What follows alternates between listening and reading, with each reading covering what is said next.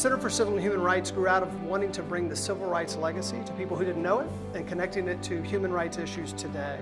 And so during the design competition, we wanted the architecture to be a part of the storytelling. We would have meetings at the very beginning phase of the project with the architect, where Phil Freelon and his colleagues would be around the table to hear from the exhibition designers, the exhibition storytellers, what stories we wanted to tell within the Center for Civil and Human Rights. So the design really had two meanings. One, two hands, cupping something very important, and also creating a space for action, like a plaza or a park that you see civil and human rights activities take place in. The geometry on the exterior facade is out of this world. The architect and ourselves coordinated that in great detail, and we gave the illusion of a curved facade when in fact these are segmented panels around the entire facade.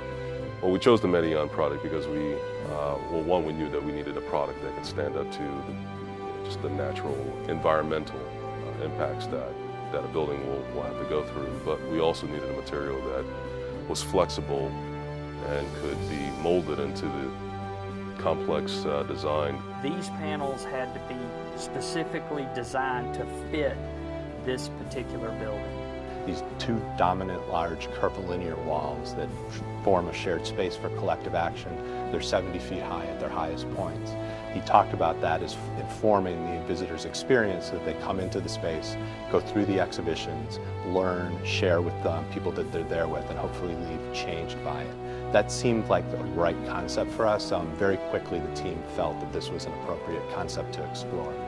The idea for Trespa really grew out of the fact that we wanted the walls to be patterned, almost like a whole group of people marching, individuals making up the greater whole. And so Trespa became a very good option when it was presented to us, one, because it could actually allow us to curve the walls, which was an important piece of the design, but also it could be patterned in this really interesting way. From my perspective, what I really got excited about was that it had a lot of design integrity, but allowed us to be quite simple.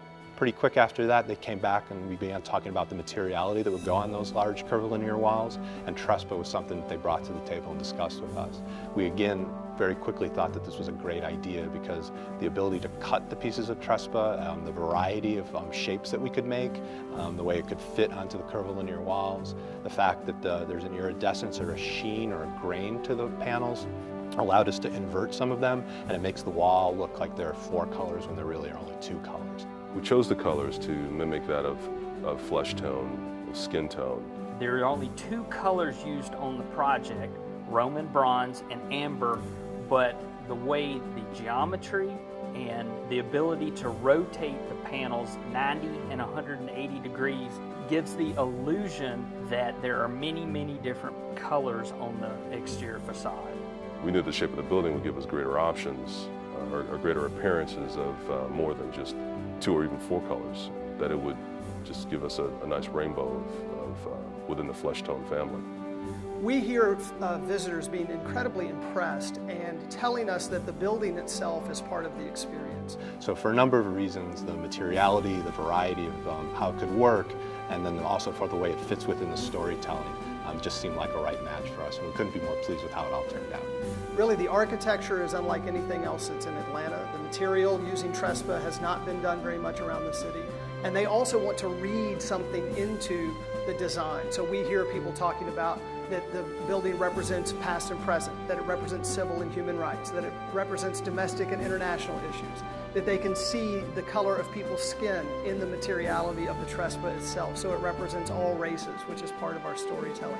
So what I like about it is that visitors are responding and trying to connect the design with the stories that we're telling, and that was always the intent of what we tried to do.